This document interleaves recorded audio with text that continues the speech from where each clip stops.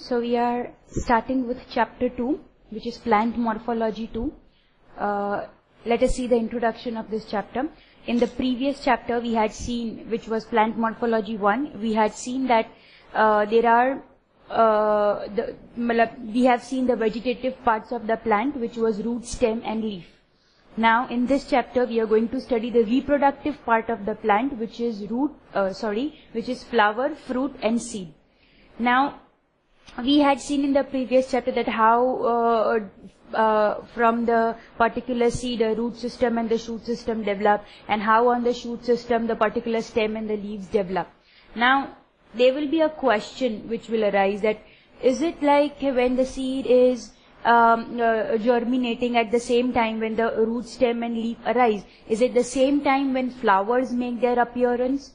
Then that's wrong. I mean, that is not the same time when the flowers are making their appearance. When we can say that when the plant grows, and particularly when the vegetative parts mature. This is very important. When the vegetative parts mature, only at that time flowers will make their appearance. This flower will then, as we know that they have androecium and gynoecium, which is the male and the female reproductive part. So this gynoecium will further lead to the fertilization. By that fertilization, they will be developing fruit, and from this fruit, seeds will be developing. And this seed will pave the way for next generation. So by this, an entire new generation of the plant will start, and the previous one will become the parent plant. So this is how it proceeds further. The vegetative parts, which is the shoot system, will lead to the development of the foliages and the branches, and that will further bear flowers and fruits on them. So let us start with individual part. First we are going to start with flower. We have seen earlier that the main part of the shoot system is stem. The arrangement of the branches on the stem was called branching. On that branches or on the stem, further the development of leaves were taking place. That development and the arrangement of the leaves was what we called as phyllotaxy. Now, apart from the leaves on the branch or on the stem, there will be the development of flowers on them. So let us see what that development and the arrangement is.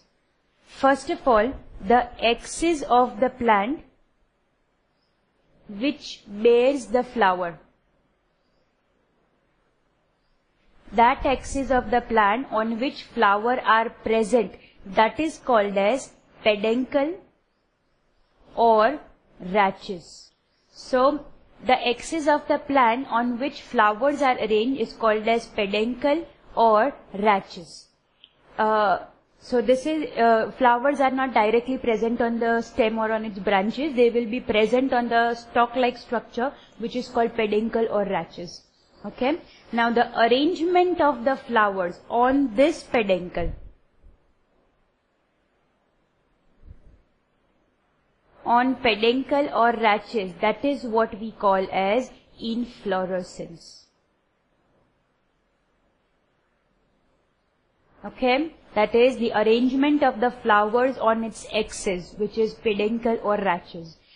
Inflorescence also has another name, which is enthotaxy. It is also said from the name of enthotaxy. Now this inflorescence can be of apical type or the axillary type. That is, further it is divided into two types. If the flowering is coming from the axillary bud, that is an apical bud is simply elongating the length, then it is called as racemose inflorescence. And if the flowering is coming from the apical bud, then it is called as cymose inflorescence. You must be knowing these two names, because we have already done the meaning of racemose and cymose previously in the chapter, which was branching. There was also the type of racemose and cymose branching. Meaning of racemose and cymose are the same. The only difference will be that in that chapter we have learned about branching. Over here we are going to study about flowering. That's all. So first we will see racemose inflorescence. If you remember, then racemose was, suppose this is the peduncle. Now the peduncle is normally elongated, and flowering won't take place from the apical bud. That is, apical bud is not going to transform into a flower. It is simply going to increase the length of the peduncle. That's all. Flowering will start in the axillary buds in an acropetal fashion.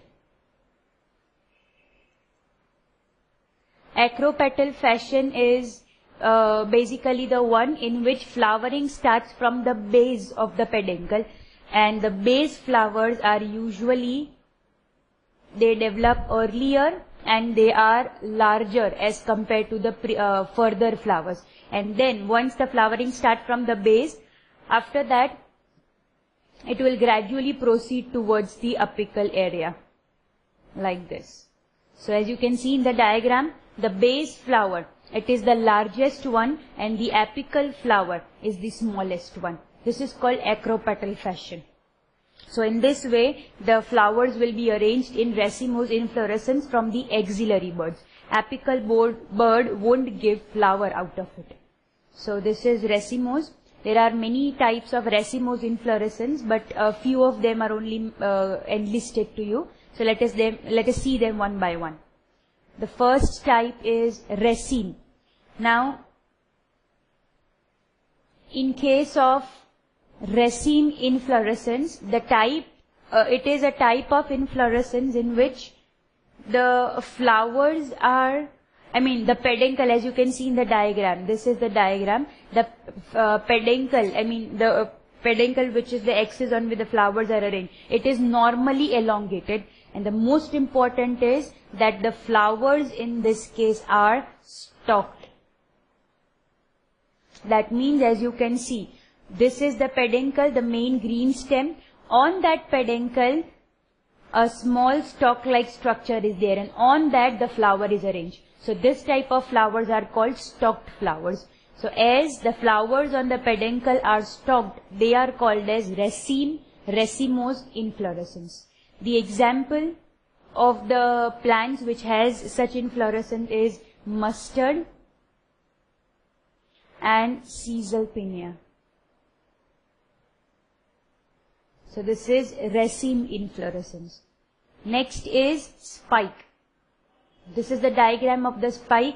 The things are all again the same, that the peduncle is normally elongated, as you can see, but over here the flowers are sessile. Sessile means that there won't be any stalk-like structure. Okay, so in case of spike inflorescence, the flowers are sessile. Sessile means there won't be any stalk-like structure, as you can see. Flowers are directly arranged on the peduncle. So that type of flowers are called sessile. And if they have a stalk-like structure which was there in the raceme inflorescence, then it is called as stalked flower. So the only difference between raceme and spike is that in raceme the flowers are stalked, in spike the flowers are sessile. The example of this type of plant is Acheranthus.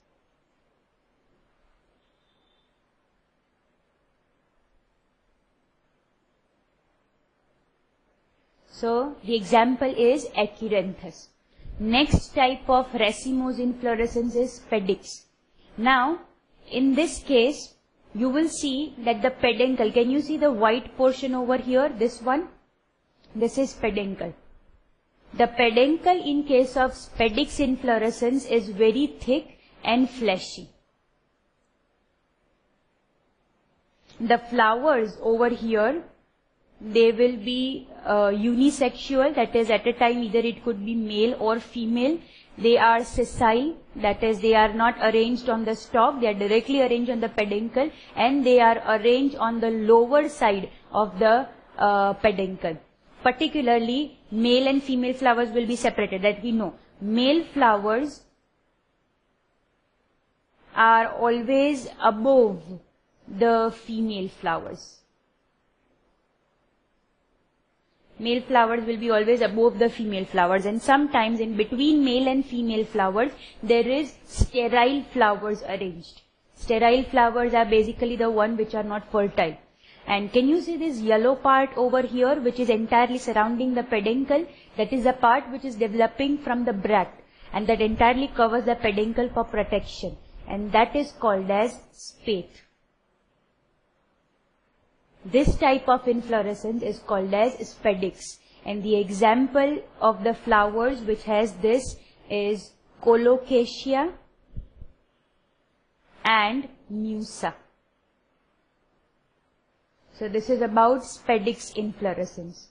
Next is catkin. This is the diagram for catkin. Now in case of catkin, the type is spike inflorescence, in which the flowers were sessile and peduncle was normally elongated. The same type. But the only difference is that over here, the peduncle, it won't be erect, the peduncle will be weak, and it will act as a pendulous structure. Pendulous means the one which acts as a pendulum. So if this is the stem area, then peduncle won't be standing erect, peduncle will be acting like a pendulum structure like this. And on that, flowers will be arranged, which are sessile, that is, they are not stalked, like this. This is 1, this is 2, this is 3. So this type of arrangement is called as catkin. And the example is mulberry and achilfa. So this is catkin inflorescence. Next is umbel. This is the umbel. You must have eaten the fennels, the variadi out of your school and somewhere. So that is basically the arrangement of the fennels what we were eating in the school, in your schools. That was basically the umbel type of arrangement. Now what happens in this is, as you can see this part, this is the peduncle area. Now this peduncle is particularly normally elongated, and at the tip of the peduncle, can you see all these flowers? This all one. This is one flower. The red portion is denoting the flower, and the green stick below it is representing the stalk to which the flowers are arranged. So basically flowers are the stalked flowers. So at the tip of the peduncle, all the stalked flowers are arranged like spokes on umbrella. Because of this, it is called as umbel inflorescence. And the flowers, or all of the flowers, are bracteate. That is, they are growing from the bract and they are stalked flowers. So we can say that at the point from where, at the point at which all the flowers are arranged, will be the point where the bract of each and every flower will be forming the cluster. That cluster of the bract is called involucre. Okay, and the example is onion and fennel. So this is umbel inflorescence, and the last type of inflorescence, racemose inflorescence, is capitulum. You must have seen sunflower, so just keep sunflower in your mind at this point. Now, this normally, as you can see in the diagram, this portion is the peduncle portion. The tip of the peduncle is basically swollen structure. Okay, that part is called as receptacle. If you are seeing it in this diagram, then this part over here, this is receptacle. Okay, the center round part of the sunflower is basically receptacle on the lower side, huh? So that is receptacle. On that, flowers are arranged in a centripetal order. Centripetal is, there will be flowers in the periphery as well as in the center. Flowers are all bracteate type and they are sessile. That is, no stalk-like structure is there, as you can see in the diagram. The peripheral flowers, that means these yellow ones, they are said to be ray floret. The one over here, as you can see. And the central flowers, which are arranged in the center, this red portion, they are called as disc florets. So these are the two type of flowers which are present.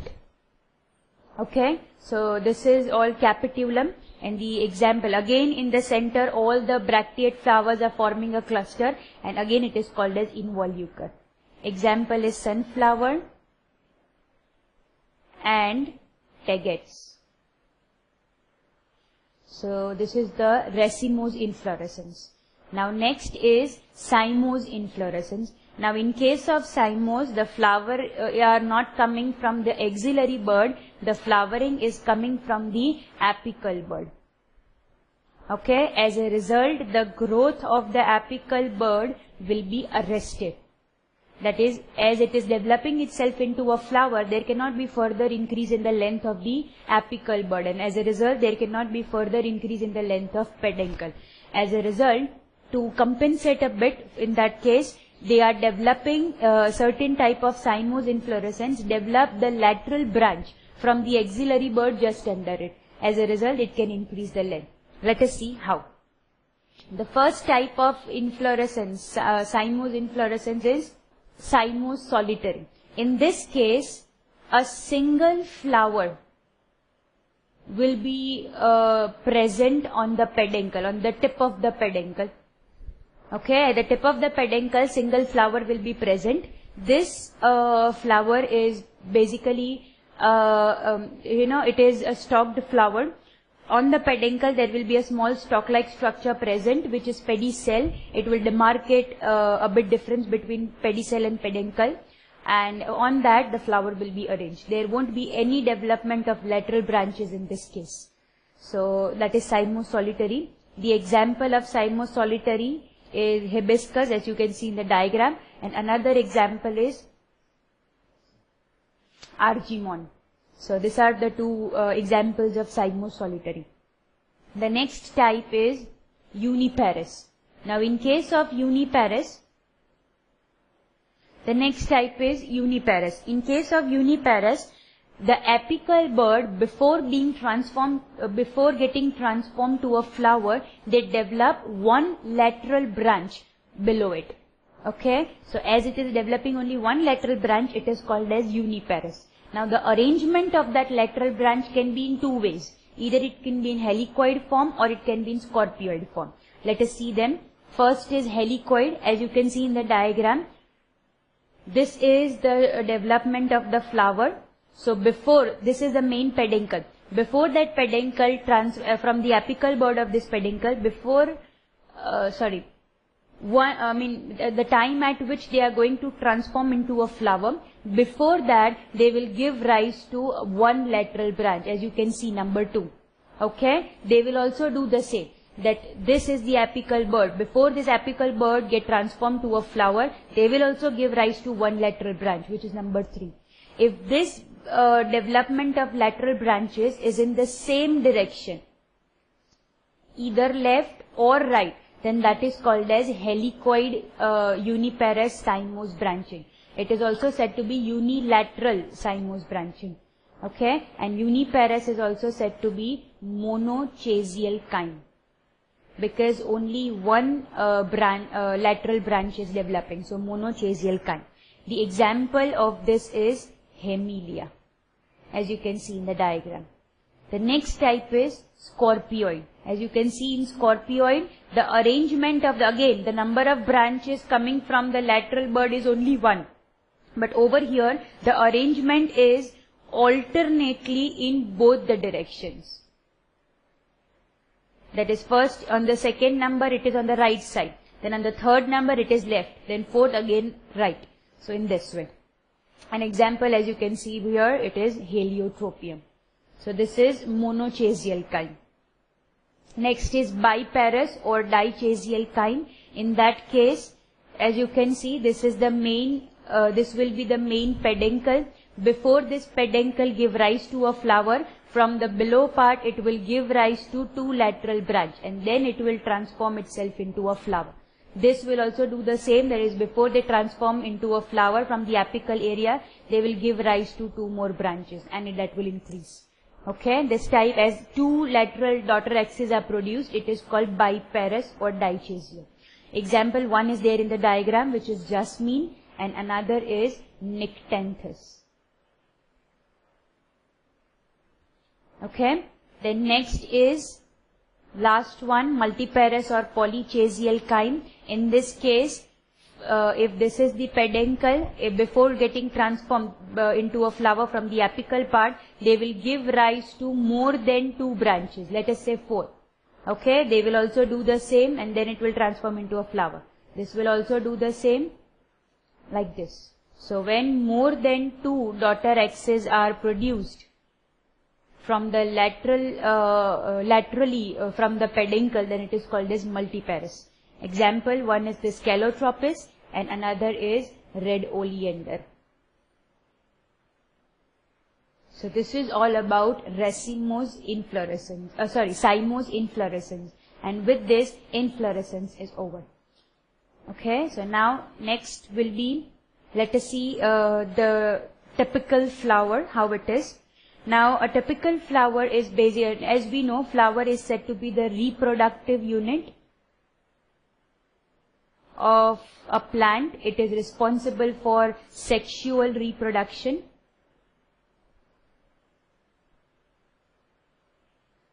Okay, it is a reproductive unit of the plant. It is responsible for sexual reproduction. It will give rise to further by fertilization to fruit and finally to the seed, which can give rise to a new generation. So that is the main part. The axis of the plant on which flower is arranged is called as peduncle, or you can simply call it floral axis. The tip of the peduncle is swollen bag-like structure, and that is called as thalamus or receptacle.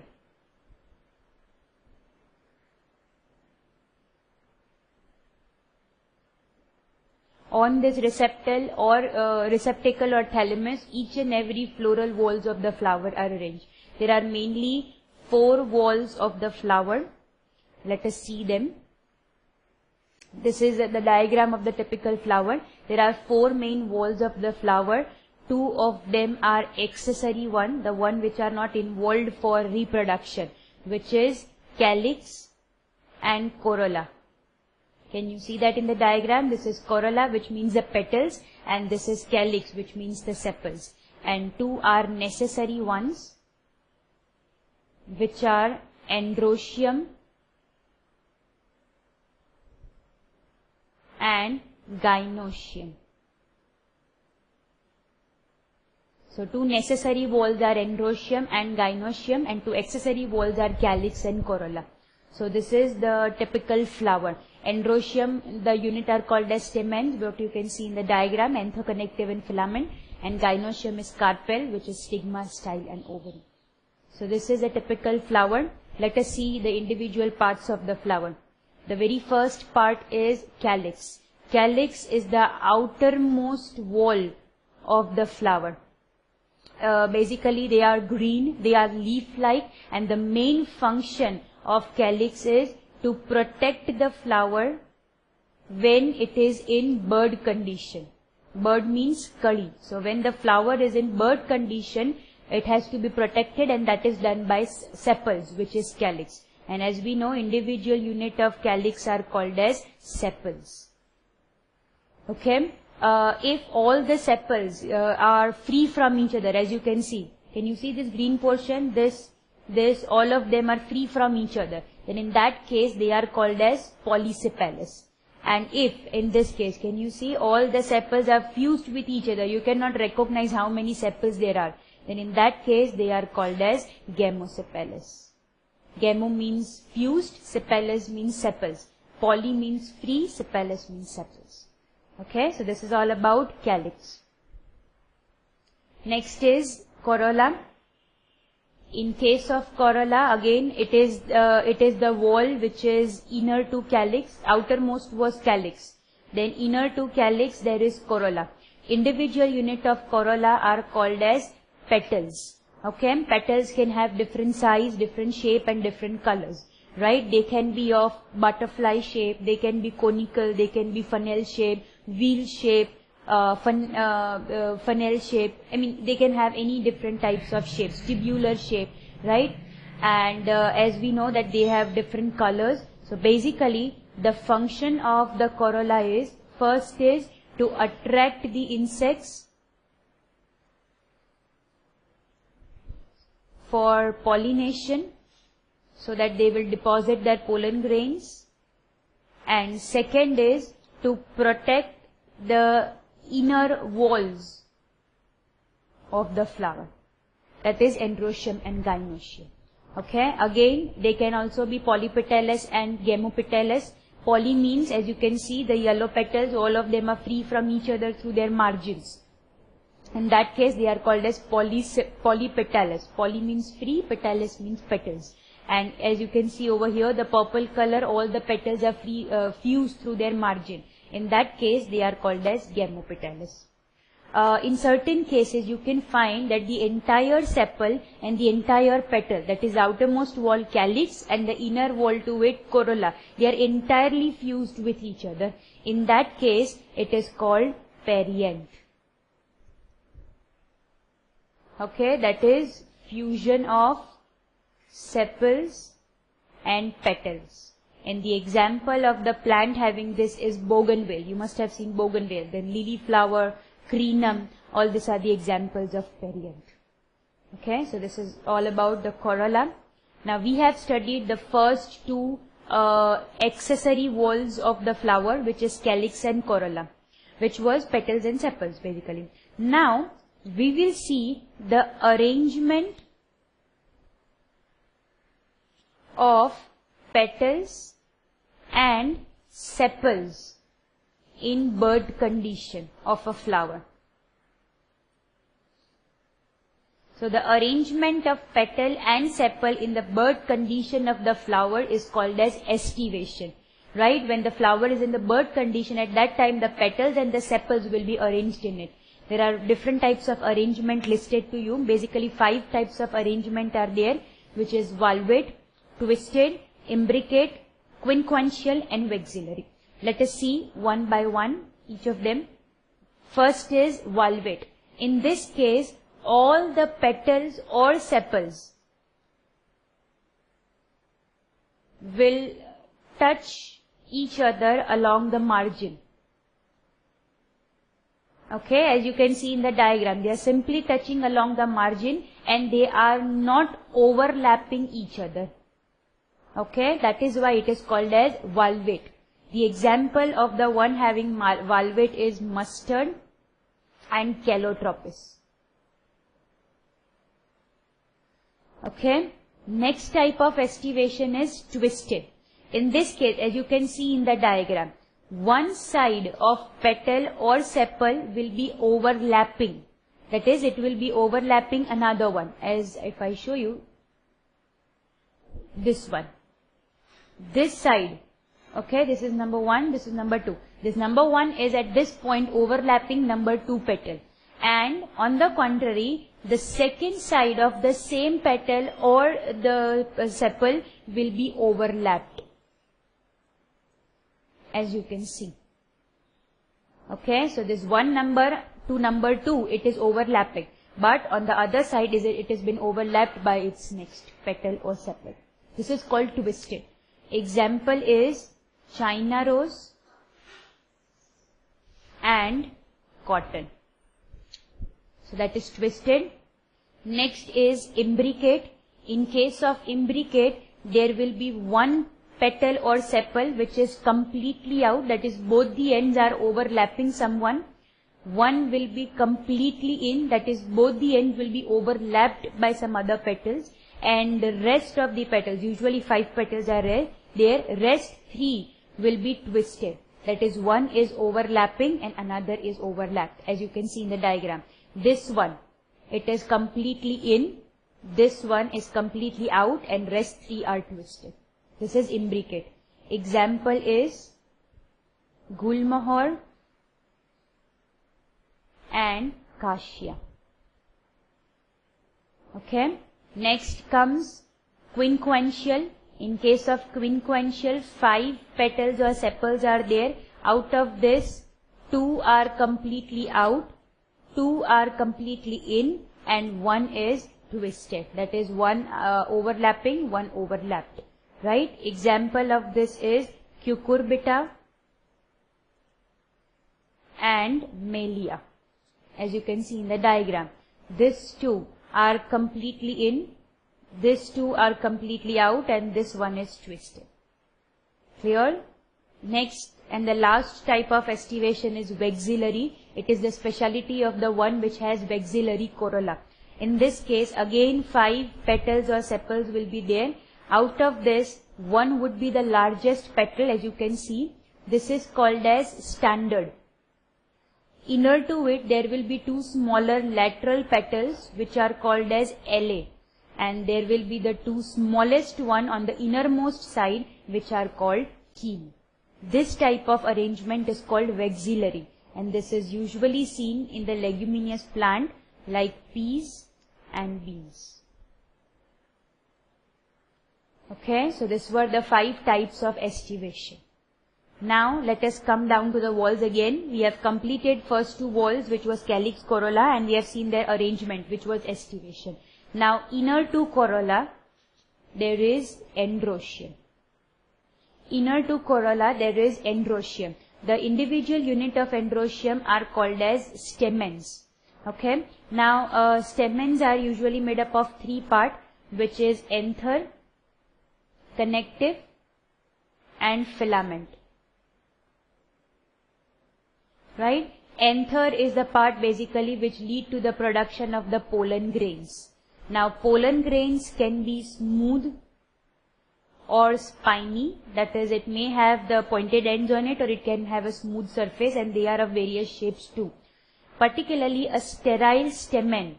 Sterile means the one which cannot fertilize further. That type of stamen is called as staminode. So this is staminode.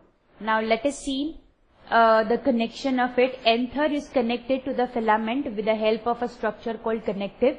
This connection can be of various type too, but it has not been given to you.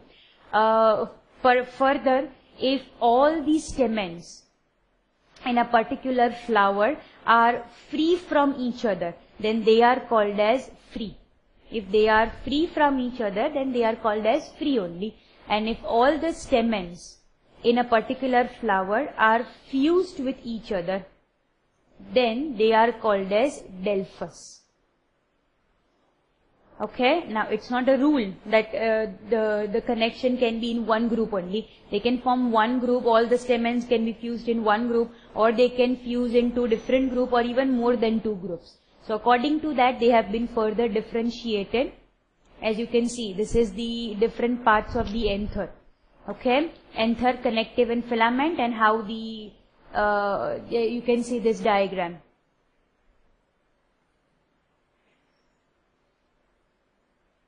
This one. This is the diagram in which the anther is dehiscing, that is, it is being divided from the center, and as a result it releases the pollen grain. Okay, so basically this is the androecium. Now we have seen the type which was free stamen and the delphus stamen which was fused. Now this arrangement can be further divided into 3 types. If all the stamens are fused in one group, then they are called as monoadelphous. Okay, for example, China rose. It has been seen in China rose. If all the stamens are forming 2 groups, then it is called didelphous. For example, pea. And if they are forming more than 2 groups, then it is called as polyadelphous. For example, citrus, which is lemon. Okay, so this is all about androecium. This is the diagram. That's it. Okay, now the last part and the last wall of the flower, that is the innermost wall of the flower, is gynoecium.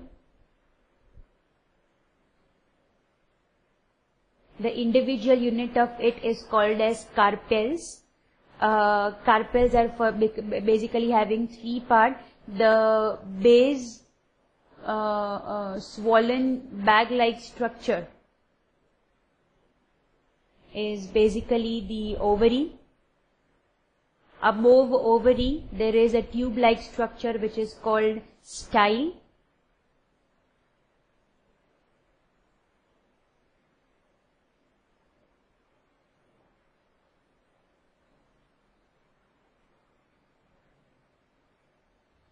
above ovary there is a style, and to the top area of the, at the tip of the style you will find stigma.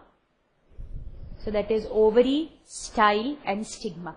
Okay, now the stigma, the main function of the stigma is to receive the pollen grains. So basically it is the receptive center for the pollen grains. Whatever pollen grains are being carried by the pollinating agents, they will be deposited over here on the stigma.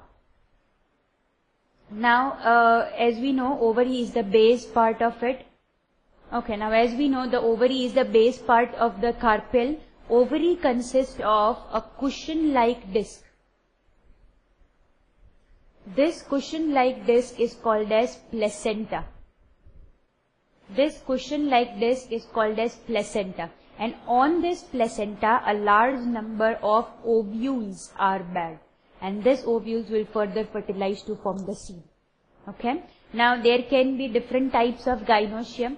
If there is only one carpel in a particular flower, then it is called as monocarpellary. The example of the plant having this is pea plant. Okay, and there can be the flower which has more than one carpel, or I can say many carpel, then that is called as polycarpellary. Now polycarpellary can be of two types, that is if all the carpels can either be free from each other or they can be either fused with each other. If all the carpels which are present in the flower are free from each other, then they are called as apocarpous.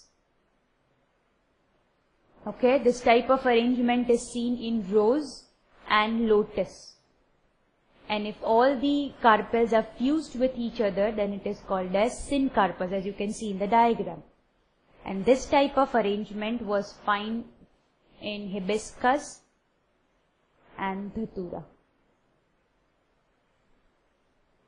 Right, so this is all about the gynoecium. Now we have seen the arrangement of sepals and petals, which was estivation. Now we will see the arrangement of ovules inside the placenta.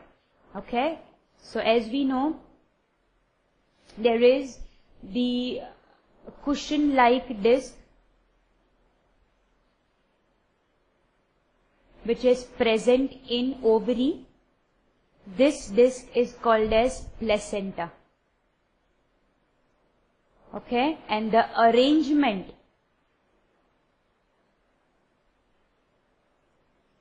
of ovules inside placenta is called placentation.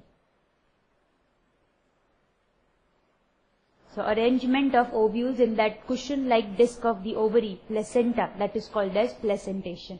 They are also of 5 types. Let us see them. Placentation is also of 5 types, so let us see them one by one. The first type of placentation is marginal. In this case, ovary is unilocular. That is, there is only one single locule of the ovary. That is, it is not dividing into various divisions. So it is unilocular, and the ovules are arranged in the inner wall of the ovary. That is, they are arranged at the margin of the ovary. Because of this, it is called as marginal placentation.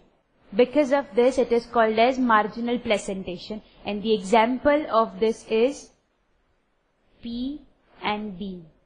You must be knowing P, which is Vatana in Gujarati. So when you open the P, there will be seeds inside the P, which are the ovules. They are arranged, the entire P is a single chamber. No separate divisions are there, and the peas, which are the seeds, they are arranged, ovules basically. They are arranged on the ovary wall, inner side of the ovary wall. So that is basically called as marginal placentation. The next type of placentation is parietal.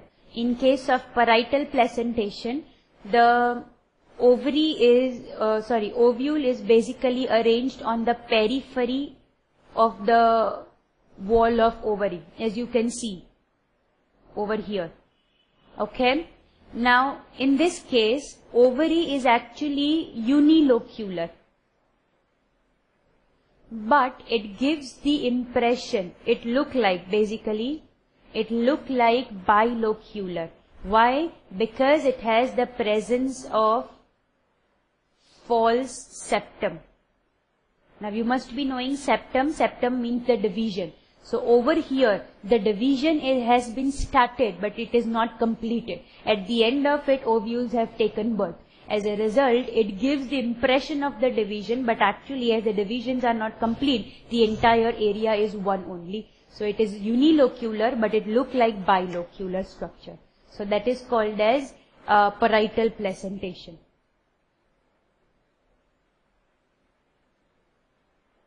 The example of parietal placentation is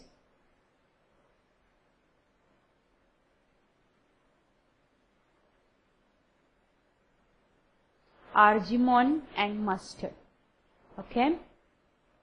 Next type is exile. In case of exile placentation,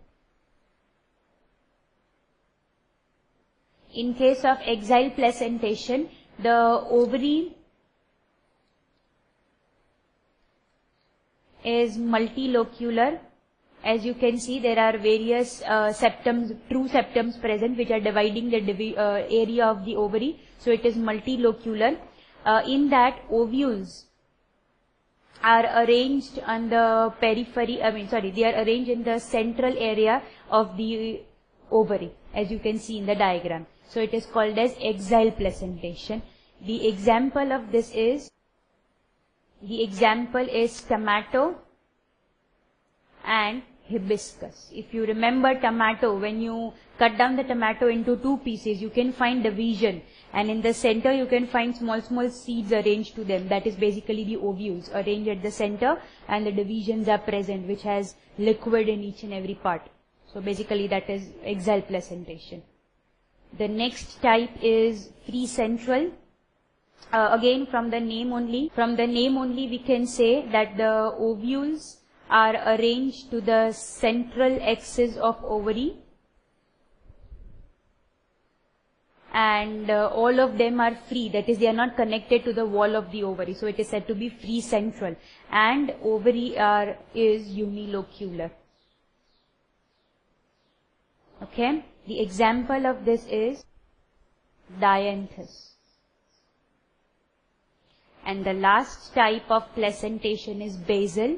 In this case, only one ovule will be present in the placenta, and that too at the base of ovary.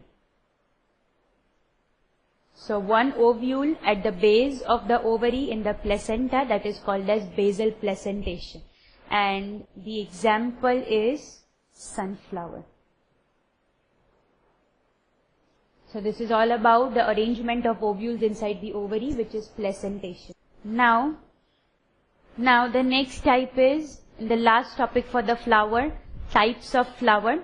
Now types of flower can be of different type. The very first type is complete and incomplete. In case of complete flower, there are all four walls present. That is calyx, corolla, androecium and gynoecium. All the four walls are present, so it is said to be complete flower. In incomplete flower, any one wall, if it is absent, any one or any two or anything like that, but if all the four walls are not present, then it is called as incomplete flower. Okay. Next type is unisexual and bisexual. If both androecium and gynoecium, if both the male and female reproductive parts are present, then it is called as, okay, in case of second type of flower is unisexual and bisexual. In case of unisexual flower, either androecium is present, that is male flower, or gynoecium is present, which is female flower. That is called as unisexual flower. In bisexual flowers, both androecium and gynoecium are present. That is called as bisexual flower in the same. That is bisexual. Okay. The next type is actinomorphic and zygomorphic, that is dependent on the symmetry of the flower. If a particular flower can be divided in equal planes from all the direction, then that is called as actinomorphic flower, or if you remember radial symmetry in semester 1. So that is also said to be radial symmetry. Example of this is hibiscus and dhatura. Okay. In case of zygomorphic, they can be divided in one plane only, and that too from one direction. I mean, it can be divided into equal plane from one direction only, and that is also said to be bilateral symmetry. Again, you have read that in semester 1. An example of this is bean and caesalpinia.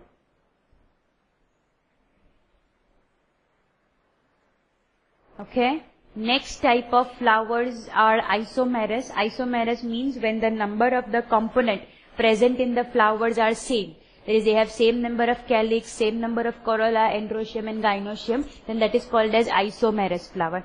It can be of different type, like trimerous. That means if all the petals and the sepals, the component of the flower are 3 in number, then it is called as trimerous. If they are 4 in number, then it is called as tetramerous. And if they are 5 in number, then it is called as pentamerous, and so on to 6, 7 and 8. Okay. You must be knowing bract. That is the axis of the axil of the leaf from where flower develop. That axil is called as bract. And the flower which develop from the bract is called as bracteate flower. And if they are developing from any other area, then it is called as ebracteate flower. So that is bracteate and ebracteate. And the last type of flower is dependent on the position of the ovary. They are of 3 types. First is hypogynous flower.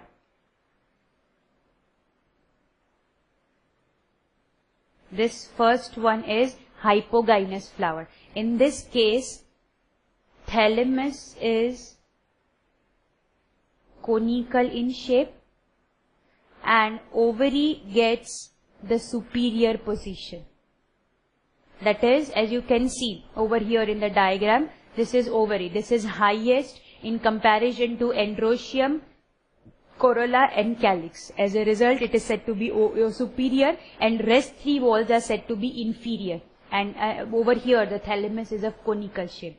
This type of flower is called as hypogynous flower. The next type is perigynous. In case of perigynous flower, thalamus, it becomes flat and the shape would be disc-like, and ovary will be semi-inferior. That is, it is on the same level as in comparison to androecium, calyx and corolla. So all the 4 walls are basically in the same level. That is called as perigynous flower. And the last one is epigynous flower.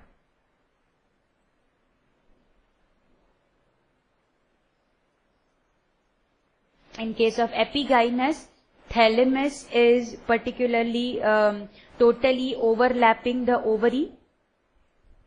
That is gynoecium, and ovary is totally inferior. That is inside, as you can see. This is ovary which is totally inside. It is overlapped by the thalamus. That is epigynous, and all other walls are superior to ovary. So these are the 3 types of flower on the position of ovary. Examples of each hypogynous flower is mustard, China rose and dhatura. That of perigynous flower is rose and caesalpinia. And that of epigynous flower is sunflower and cucumber. So this is all about the flower and the various parts, types and the structure of the flower.